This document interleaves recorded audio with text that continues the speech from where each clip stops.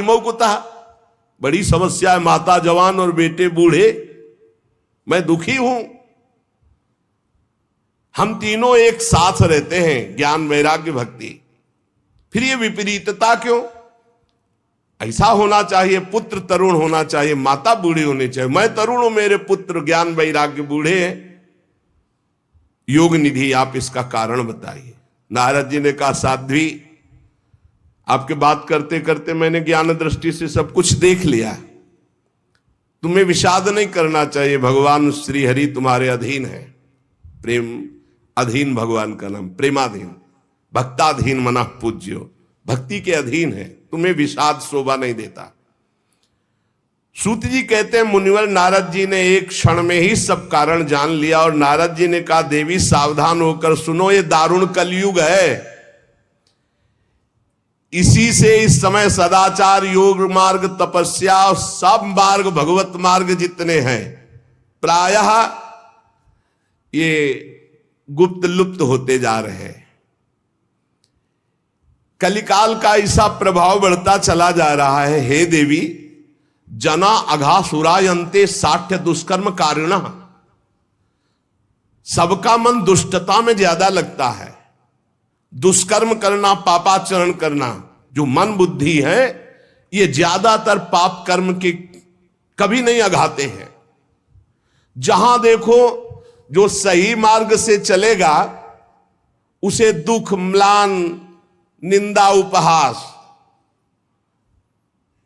बड़ा बुद्धिमान होगा जो सही मार्ग में धैर्य पूर्वक चल पावे, नहीं तो लोग ऐसा उसका उपहास करेंगे और ऐसा दृश्य देखने को कलयुग दिखाएगा कि पाप कर रहा है, मौज से रह रहा है, धर्म से चल रहा है, बड़ा दुखी हो रहा है। कलयुग का ऐसा प्रभाव बढ़ रहा है कि यहां शुद्ध ज्ञानी मिलना, शुद्ध भक्त मिलना, शुद्ध पंडित मिलना, पंडिता समदर्शिना बड़ा कठिन हो रहा है। ऐसा नहीं कि नहीं है, पर बड़ा कठिन हो रहा है। पृथ्वी में इतना पाप बढ़ता जा रहा है कि भगवान शेष जी के लिए भार रूप हो रही है पृथ्वी। मैं तो आया था मृत्यु लोक में भक्तों का समागम प्राप्त करने, लेकिन इस समय छूने और देखने योग्य भी नहीं रह रही है। बड़ा अमंगल हो रहा है पृथ्वी में। इस संसार में वैराग्य और ज्ञान की किसी की जरूरत है नहीं, इसीलिए बूढ़े हो गए तुम्हारे पुत्र। विषयानुरागी, अंधे बने हुए, भोगों में लगे हुए, इसलिए वैराग्य की जरूरत नहीं। भोगों में सुख बुद्धि, इसलिए ज्ञान की जरूरत नहीं।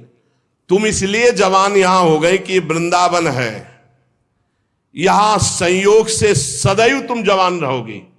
कभी तुम्हें कोई भी अंग, 64 अंगों में भक्ति के कोई भी अंग यहां हीन नहीं, क्योंकि संपूर्ण अंगों से परिपूर्ण ये भगवान का धाम है ना। अतः वृंदावन से संयोगात पुनस्तम तरुणी नवा, धन्यम वृंदावनम तेन भक्ति नृत्यति यत्र च। धन्य है वृंदावन, जहां भक्ति सर्वांग पुष्ट होकर नृत्य कर रही। परंतु वृंदावन में भी तुम्हारे पुत्रों को यहां कोई पूछने वाला नहीं, ग्राहक नहीं। अत्रेमौ ग्राहका भावान जरामपि मुंचतः। अभाव है वृंदावन में, ज्ञान वैराग्य को कोई नहीं पूछता। यहां प्रेम लक्षणा भक्ति का ही सारा खेल है, इसलिए इनका बुढ़ापा नहीं छूट रहा।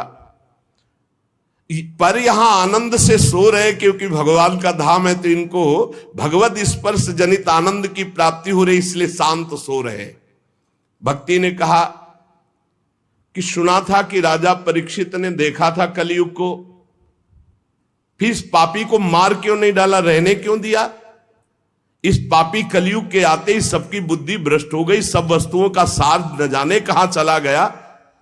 परीक्षित जी ने मार क्यों नहीं डाला इसको? और करुणामय भगवान श्री हरि से भी ये कैसे देखा जा रहा है? मेरा संदेह दूर कीजिए, क्योंकि आपके वचनों के सुनने से मुझे बड़ी शांति और पुष्टता मिल रही है। भक्ति जी ने कहा। नारद जी ने कहा, देवी तुमने पूछा है तो प्रेम से सुनो कल्याणी, मैं तुम्हें बताऊंगा, तुम्हारा दुख निश्चित दूर होगा। जिस दिन भगवान श्री कृष्ण इस भूलोक को छोड़कर अपने परम धाम को गए, उसी दिन से संपूर्ण साधनों में बाधा डालने वाला एक कलयुग आ गया। उसी दिन से कलयुग आया है जिस दिन भगवान परमधाम को अंतर्धान हुए, द्वापर का अंत।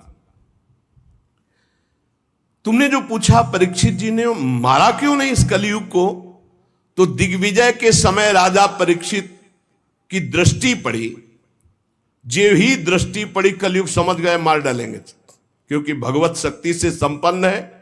वो दौड़ के अपनी पाग उतार कर दीन होकर शरण में आ गया। और ये नियम है कि जो चरणों में गिर पड़े, शरणागत हो जाए, चाहे प्राणों की बाजी लगानी पड़े, उसकी हानि नहीं होनी चाहिए। ये शरणागत का धर्म का नियम है। जैसे कबूतर चरणों में गिर गया तो महाराज शिवी जी ने अपने संपूर्ण शरीर को, मांस को और शरीर को भी दे दिया, लेकिन कबूतर को नहीं दिया। वो दीन के समान शरण में आ गया। अब जब शरण में आ गया तो मारा नहीं जा सकता। फिर देखा कि ये तो सब का सारग्राही है।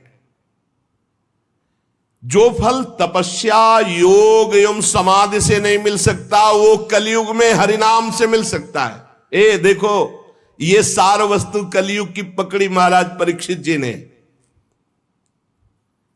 यद्यपि ये बहुत ही अमंगलकारी है कलयुग।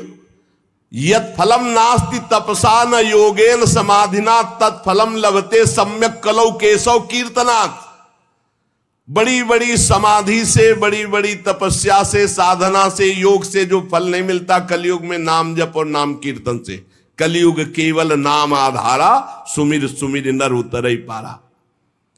ये सारहीन होने पर भी महाराज परीक्षित ने एक बात देखी कि जो 10,000 वर्ष तपस्या और समाधि और साधना से फल, वो भगवान नाम कीर्तन और जब से कलयुग में सहज में प्राप्त हो जाएगा।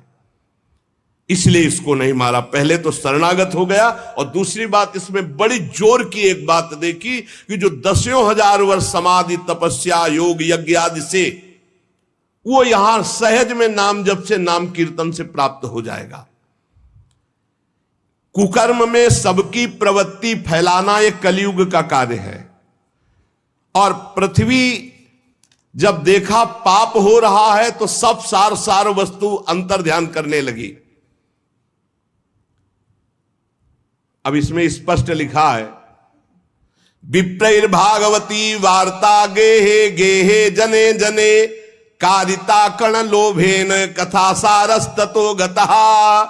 श्रीमद् भागवत में ही आगे लिखा है कि जो आपकी कथा सुनाते हैं भूरिदा जना, वो बहुत बड़े दानी हैं भगवत कथा सुनाने वाले। विप्रैर भागवती वार्ता गेहे गेहे जने जने कारिता कण लोभेन कथा सारस ततो गता। तो कैसे गृहस्थी चलेगी प्रवक्ता की? श्री कृष्ण से। योगक्षेमम वहाम्यहम, भगवान चलाएंगे तो श्री कृष्ण देंगे। कैसे देंगे श्री कृष्ण? जैसे पूरी सृष्टि रची है, तुम्हारी सलाह से थोड़ी रची है। अपने आप, अपनी सामर्थ्य से आपका भरण पोषण करेंगे। विप्रैर भागवती वार्ता गेहे गेहे जने जने कारिता कण लोभेन कथा सारस ततो गता। कण कण के लोभ से, अन्न के, वस्त्र के, धन के, रुपया के, मान प्रतिष्ठा के लोभ से कथा बेचने लगे तो कथा का सार चला गया। अत्युग्र भूरि कर्माणो नास्तिका रौरवाह जनाः तेपि तिष्ठन्ति तीर्थेषु तीर्थ सारस ततो गता। ये तीर्थों में घोर रौरव नरक जाने वाले कर्म करने वाले लोग आ गए, पापाचरण कर रहे, तीर्थों को अपवित्र कर दिया है। शराब पीते हैं, दुनिया का सब जितना पापाचरण सब आके यहां होटलों में नाना प्रकार के आचरणों को, ये धाम है, तीर्थ है। सच्ची मानिए आप, सच्ची मानिए। गंगा यमुना के पावन तटों पर नशा कर रहे हैं बैठ के, जहां भजन करना चाहिए वो नशा कर रहे हैं। जहां धाम में आकर रो रो कर प्रभु से क्षमा याचना मांगकर भजन करना चाहिए, मेरे पापों का प्रायश्चित हो जाए, वहां पाप कर रहे हैं। देवर्षि नारद जी कह रहे अत्युग्र भूरि कर्माणो, छोटे मोटे पाप नहीं, बड़े बड़े पाप कर रहे। अत्युग्र भूरि कर्माणो नास्तिका रौरवाह जना, ये सब रौरव नरक जाने वाले अधिकारी लोग। तेपि तिष्ठन्ति तीर्थेषु तीर्थम सारस ततो गता, ये तीर्थों में वास करने लगे तो तीर्थ का महत्व जाने लगा, तीर्थ का सार जाने लगा। काम क्रोध महालोभो तृष्णा व्याकुल चेतसा तेपि तिष्ठन्ति तपसी तपः सारस तत्वगता। ये तपस्वी का भेष बनाने वाले, काम क्रोधी लोभ मोह तृष्णा व्याकुल चित्त वाले, ये तपस्या का नाटक करने लगे, इसलिए तपस्या का ढोंग करने से तपस्या का सार चला गया। तो लोभ दंभ और पाखंड का आश्रय लेने से ये संत भेष का महत्व जा रहा है। देवर्षि नारद जी और भक्ति का संवाद हो रहा है। शास्त्र अभ्यास केवल किया जा रहा है, भगवत प्राप्ति के लिए नहीं, विकारों पर विजय प्राप्त करने के लिए नहीं, भगवत ध्यान के लिए नहीं। पंडितास्तु कलत्रेण रमन्ते महिषायु पुत्रस्योत्पादने दक्षा अदक्षा मुक्ति साधने। और न ही वैष्णवता कुत्र संप्रदाय पुरःसरा एवं प्रणयताम प्राप्तो वस्तु सारा स्थले स्थले। जो संप्रदायाचार्य द्वारा सिद्धांत वर्णन की हुई वैष्णवता है, कहीं कहीं किसी में देखी जाती है, नहीं तो सब मनमानी आचरण, मनमानी आचरण। इसलिए वैष्णवता का सार लुप्त हो रहा है। कलयुग ने ऐसा पाए जान जगत, हरिवंश महाप्रभु, पाए जान जगत में सब जन कपटी कुटिल कलयुगी टंचु। पुंडरीकाक्ष भगवान सब कुछ देख रहे हैं, क्योंकि कलयुग का राज्य है, शासन है उन्हीं के द्वारा। इति तद्वचनम श्रुत्वा विस्मयम परमम गता भक्ति रुचे वचो भूया सूर्यताम तच्च शौनक। सूत जी कहते, शौनक जी जब देवर्षि नारद के वचन सुने, भक्ति को बड़ा आश्चर्य हुआ। फिर उसने जो कहा सुनो, भक्ति ने कहा देवर्षि आप तो धन्य है, मेरा बड़ा सौभाग्य जो आपका समागम हुआ, क्योंकि साधु नाम दर्शनम लोके सर्वसिद्धि करम परम। भगवत प्रेमी महात्मा का दर्शन इस समस्त सिद्धियों को प्रदान करने वाला होता है। धन्योस्मि मद भाग्येन समागता। भक्ति कह रही है धन्य है मेरे भाग्य जो समागता, आपका दर्शन हुआ, आपसे संभाषण हुआ, आपका समागम मेरे अहो भाग्य धन्य। स्वयं भक्ति कह रही है, सुरर्षे त्वम ही धन्योस्मि मद भाग्येन समागता साधु नाम दर्शनम लोके सर्व सिद्धि कर्म परम। आपका केवल एक बार उपदेश धारण करके कयाधु कुमार प्रहलाद ने भक्ति की ध्वजा फहरा दी, माया पर विजय प्राप्त कर ली। आपका उपदेश प्राप्त करके ध्रुव पद को प्राप्त कर लिया।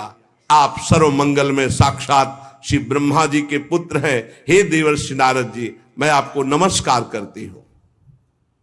नारद जी ने कहा कि भक्ति तुम खेद में अपने को मत डालो, चिंता तो मत हो, भगवान श्री कृष्ण के चरण कमलों का चिंतन करो।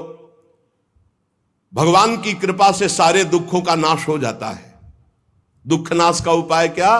भगवान का चिंतन करो। जब दुख आपको घेरने लगे तो और गाढ़ चिंतन करो, दुख से बच जाओगे, वो दुख आप पर प्रभाव नहीं डाल पाएगा।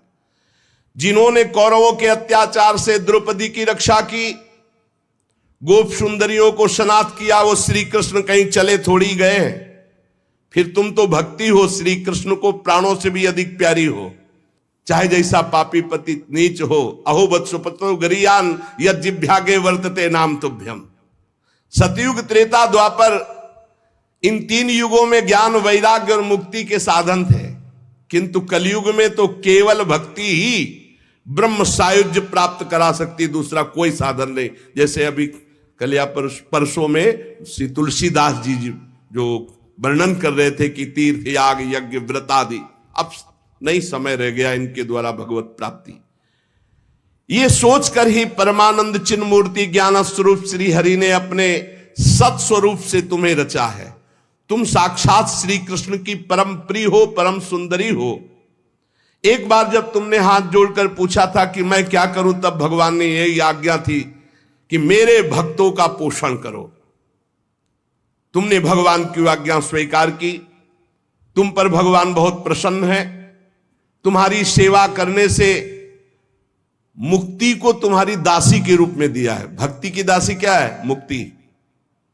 ज्ञान वैराग्य तुम्हें पुत्र रूप में दिए। वैसे तो तुम साक्षात भगवान के समीप रहती हो, पर कभी कभी भूतल पर अपने भक्तों का पोषण करने के लिए तुम भ्रमण करती हो। कहां समीप रहती? भगवान के धाम में। यहां नित्य शाश्वत प्रेम लक्षणा भक्ति विराजमान रहती है। तुम मुक्ति रूपी दासी ज्ञान वैराग्य रूपी पुत्र को लेकर पृथ्वी तल पर सतयुग से द्वापर पर्यंत बड़े आनंद से रहे, पर कलयुग में तुम्हारी दासी मुक्ति पाखंड रूप रोग से पीड़ित होकर क्षीण हो गई, इसलिए वो तो भगवान के पास चली गई। अब जब भगवान जिसको मुक्ति देंगे वही मुक्त हो सकता है।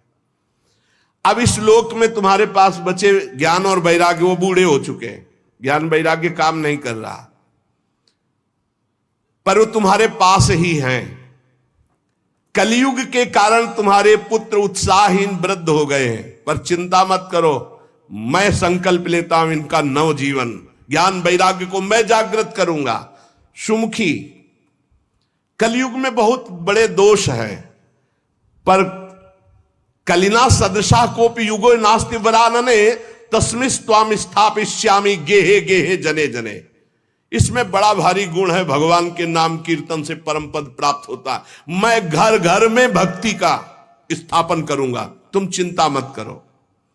देखो, अन्य सब धर्मों को दबाकर भक्ति विषयक महोत्सवों को यदि आगे ना रखूं, घर घर में तुम्हारा प्रचार न कर दूं, तो मैं भगवान श्री हरि का दास नहीं। तुम निश्चिंत हो जाओ।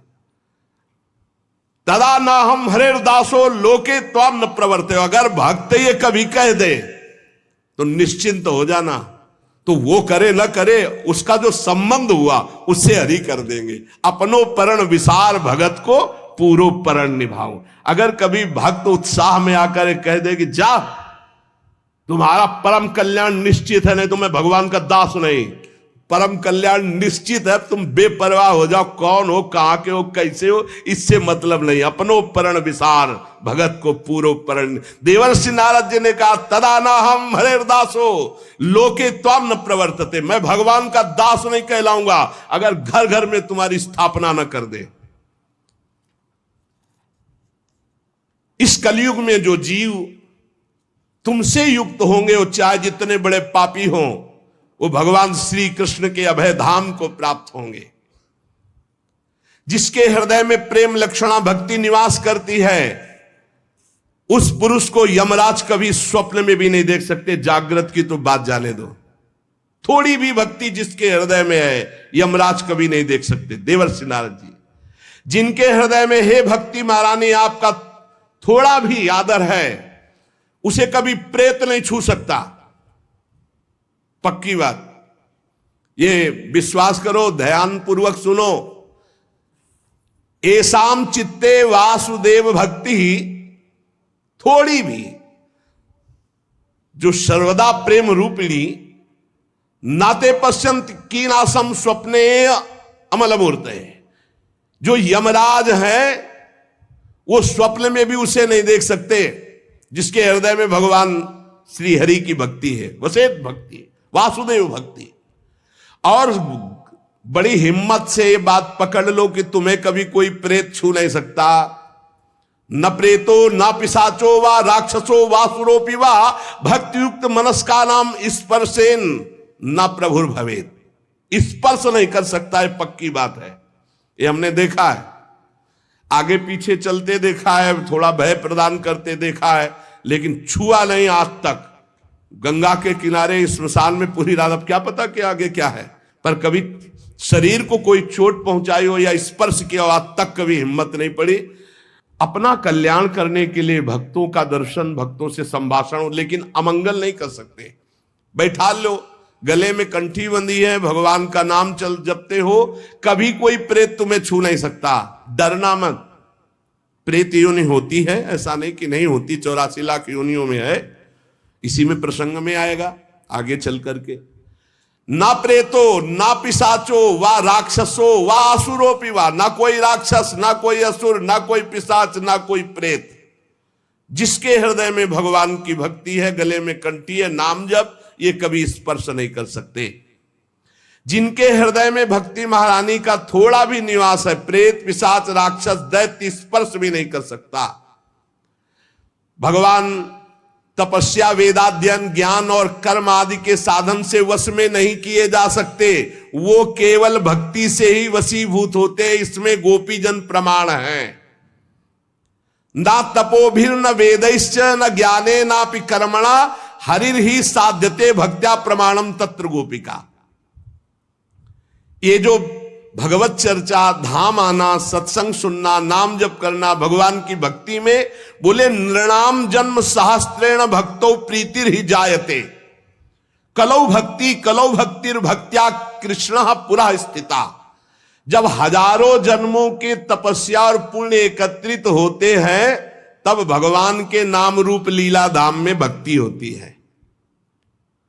कलयुग में केवल भक्ति केवल भक्ति केवल भक्ति से ही श्री कृष्ण चंद्र का साक्षात दर्शन पाया जा सकता है।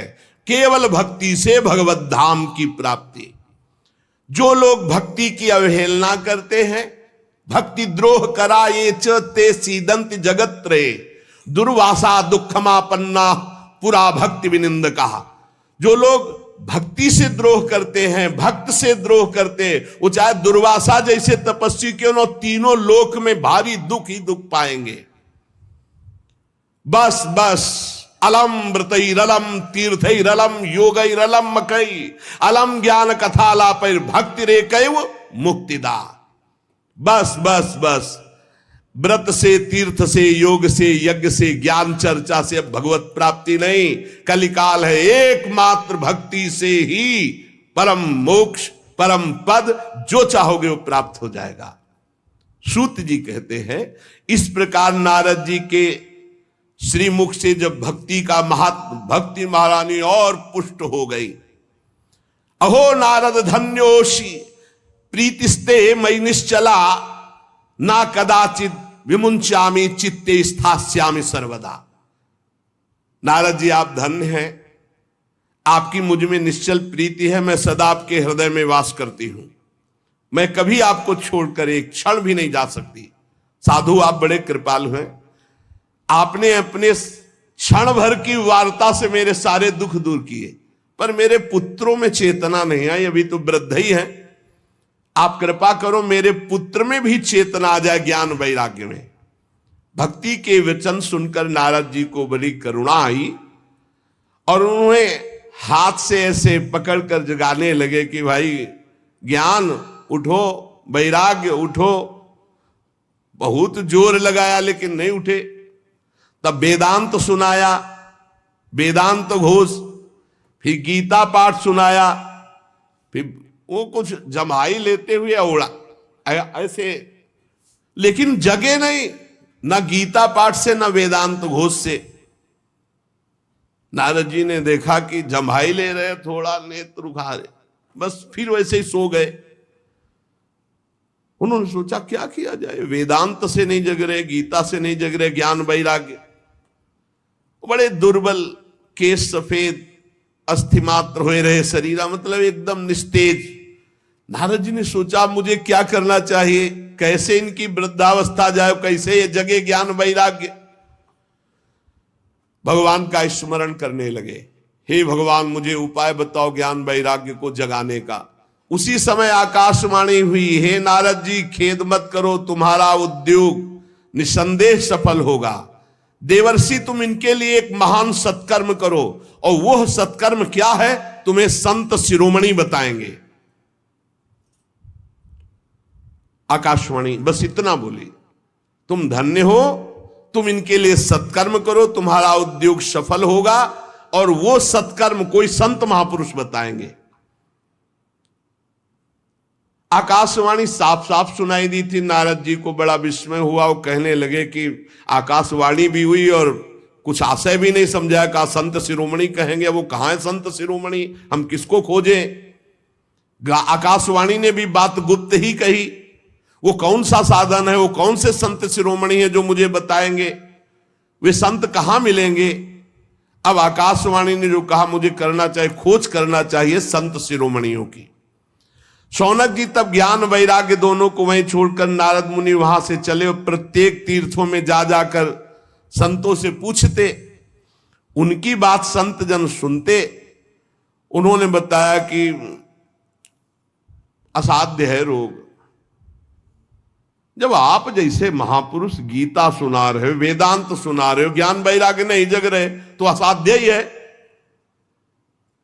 कोई कोई नारद जी के सामने नमन किए, मौन चल दिए, उत्तरे नहीं दिए। अब जहां जहां संतों में जाते तो संत जन यही कहते कि भाई सब संतों से बड़े तो नारद ही जी हैं। और जब नारद जी वेदध्वनि, वेदांत घोष और गीता पाठ बार बार सुनाया और ज्ञान वैराग्य नहीं जगाए जा सके तो फिर और क्या हो सकता है। नारद जी तो स्वयं महाभागवत योगी राज हैं, दूसरे संत तो कैसे बताए। जब बहुत पूछा लेकिन सबने कहा दुस्साध्य है। नारद जी बहुत चिंतातुर हुए और बदरी वन में आए। ज्ञान वैराग्य को जगाने के लिए निश्चय किया कि मैं आज कठोर तपस्या करूंगा। इसी समय भगवान की प्रेरणा से करोड़ों सूर्यों के समान तेजस्वी सनक सनंदन सनातन सनत कुमार दिखाई दिए। नारद जी बहुत आनंदित हुए, परस्पर नमस्कार हुआ। नारद जी ने कहा, महात्माओं, इस समय बड़े भाग्य से मेरा आप लोगों के साथ समागम हुआ। आप मुझ पर कृपा करके शीघ्र वो साधना बतलाइए। आप सभी लोग बड़े योगी, बुद्धिमान, विद्वान हैं। आप देखने में 5-5 वर्ष के बालक से जान पड़ते हैं, किंतु हैं सबके पूर्वजों के पूर्वज। आप सदैव वैकुंठ धाम में निवास करते हैं और निरंतर हरिनाम कीर्तन करते रहते हैं। भगवत लीलामृत का रसास्वादन करके उन्मत्त रहते हैं। भगवान की चर्चा ही आपका जीवन है। सदा वैकुंठ निलया हरि कीर्तन तत्पराः लीलामृत रसोन्मत्ता कथा मात्रैक जीवना। कथा ही आपका जीवन है और हरि कीर्तन अमृत का, लीलामृत का पान करके उन्मत्त बने रहते हैं। और हर समय हरि शरण में वही नित्यम मेषा मुखे वचः अतः काल समादिष्टा जरायुष्मान न बाधते। हर समय आपकी मुख से निकलता रहता है हरि शरणम हरि शरणम हरि शरणम। इस महामंत्र के कारण काल प्रेरित वृद्धावस्था आपको छू नहीं सकती। हरि शरणम, आपको कोई बाधा नहीं पहुंचा सकता। किसी भी लोक में आप कहीं भी जा सकते हैं। आपके भ्रूभंग मात्र टेढ़ी होने पर भगवान के द्वारपाल जय विजय तुरंत पृथ्वी लोक में गिर पड़े थे और आपकी ही कृपा से पुनः वैकुंठ लोक पहुंचे। धन्य हो गया मैं जो आज आपका दर्शन हुआ। मैं बहुत दीन हूं, आप लोग स्वभाव से दयालु हैं, इसलिए मुझ पर आपको अवश्य कृपा करनी चाहिए। बताइए, आकाशवाणी ने जो कहा वो कौन सा साधन है? मुझे क्या अनुष्ठान करना चाहिए? ज्ञान और वैराग्य किस प्रकार जागृत हो और भक्ति सुखी हो जाए, सब में भक्ति ज्ञान वैराग्य की प्रतिष्ठा हो, ऐसा कौन सा साधन है? सनक सनंदन सनातन सनत कुमार चारों ऋषियों में से बोले, देवर्षि आप चिंता मत करो, पहले तो प्रसन्न हो जाओ। उनके उद्धार का एक सरल उपाय पहले से विद्यमान है। नारद जी, धन्य है उसका जीवन जो परोपकारी जीवन है, दूसरे के लिए। आप विरक्तों में शिरोमणि हैं, श्री कृष्ण दासों के शाश्वत पथ प्रदर्शक हैं, भक्ति योग के भास्कर हैं। आप भक्ति के लिए जो उद्योग कर रहे हैं, आपके लिए कोई आश्चर्य की बात नहीं समझनी चाहिए। भगवान के भक्त के लिए तो भक्ति की सम्यक स्थापना करना सदा उचित है। ऋषियों ने संसार में अनेकों मार्ग प्रकट किए, किंतु सभी कष्ट साध्य है और परिणाम में बहुत ब्रह्मा द्वारा रचे हुए लोकों की ही प्राप्ति कराने वाले हैं। भगवान की प्राप्ति कराने वाला मार्ग तो बड़ा गुप्त है, उसका उपदेश करने वाला पुरुष भी बड़े भाग्य से प्राप्त होता है। आपको आकाशवाणी ने जिस सत्कर्म का संकेत किया है उसे हम बतलाते हैं। आप प्रसन्न और समाहित चित्त होकर सुनिए। नारद जी, द्रव्य यज्ञ, तपोयज्ञ, योग यज्ञ और स्वाध्याय रूपी ज्ञान यज्ञ, ये सब तो लोक लोकांतर की प्राप्ति कराने वाले हैं। महालोक, तपलोक, जनलोक, स्वर्गलोक आदि। लेकिन ये जो भगवत चर्चा रूपी महान सत्कर्म है, ये मोक्ष प्रदान करता है, प्रेम प्रदान करता है। भगवान की जो दिव्य चर्चाएं हैं, जिसे परमहंस श्री सुखदेव जी ने गान किया है, जब संपूर्ण भागवत की चर्चा ज्ञान और वैराग्य भक्ति को सुनाई जाए तो तत्काल इनको बल मिलेगा, इनका कष्ट चला जाएगा और ये आनंद से उन्मत्त होकर नृत्य करेंगे। सिंह की गर्जना सुनकर जैसे भेड़िए भाग जाते हैं, ऐसे भगवान की चर्चा सुनकर कलयुग के दोष नष्ट हो जाते हैं, कलयुग भयभीत होकर भाग जाता है। प्रेम रस प्रवाहित करने वाली भक्ति, ज्ञान और वैराग्य सबके हृदयों में जागृत हो जाएगी जो भगवान की चर्चा सुनेंगे। नारद जी ने कहा